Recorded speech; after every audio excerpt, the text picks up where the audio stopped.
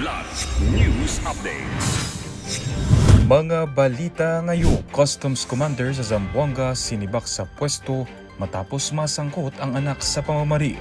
Masusing investigasyon sa Ateneo de Zamboanga mass shooting ipinag-utos ni Pangulong Marcos. 2 police trainee sa Misamis Oriental arestado sa umano'y panghalay sa kasamahang trainee.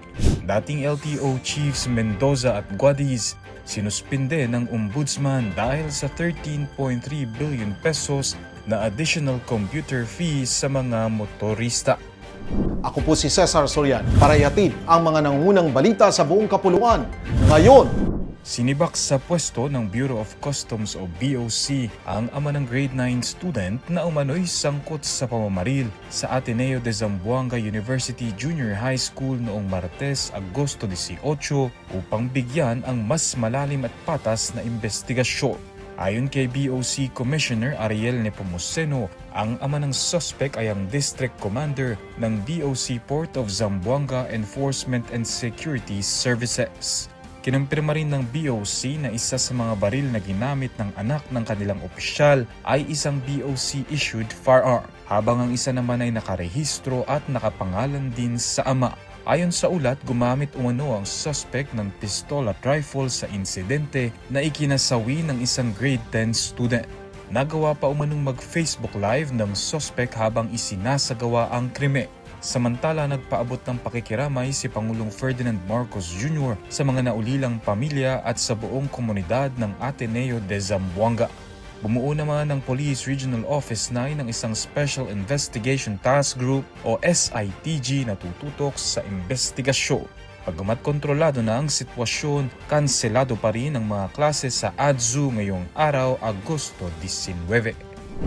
Arestado ang 2 police trainee matapos silang ireklamo sa umano'y panggagahasa sa kanilang 25 anyos na babaeng kasamahang trainee sa isang resort sa Hasaan, Misamis Oriental. Batay sa paunang ulat, nagtungo ang mga sangkot sa isang spring resort noong Biyernes, Agosto 14 kung saan umano naganap ang insidente. Ang 2 suspect na edad 27 at 28 ay nasa kustodiya na ng mga otoridad habang nagpapatuloy ang investigasyon at kaukulang legal na proseso. Tiniyak naman ng Misamis Oriental Police Provincial Office na pananagutin nito ang sinumang mapatutunayang nagkasala sa insidente. Pinatawan ng Office of the Ombudsman ng 6 na buwang preventive suspension without pay sina LTFRB Chairman Vigor Mendoza II at Office of Transportation Cooperatives Chairperson Chofilo Guadiz III na kapwa dating nagsilbing chairman ng Land Transportation Office o LTO. Kaugnay ito ng umano'y patuloy na paggamit ng Stratcom-operated IT system ng LTO na nagresulta sa 13.379 bilyong pisong computer fees mula 2019 hanggang 2025.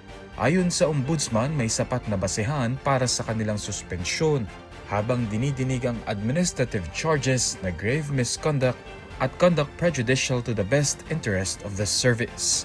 Ayon sa findings, patuloy na ginagamit ang Stratcom system kahit mayroon ng Land Transportation Management System o LTMS ang pamahalaan. Sa magkahiwalay na pahayag, kapwa inihayag ni na Mendoza at Guadiz ang pagrespeto sa desisyon ng Ombudsman at pakikipagtulungan sa investigasyon. Para sa Kidlat News Channel, ako si Renzo Rinon, nag-uulat. ako po si Cesar Soriano kasama nyo sa bawat pagputo ng balita.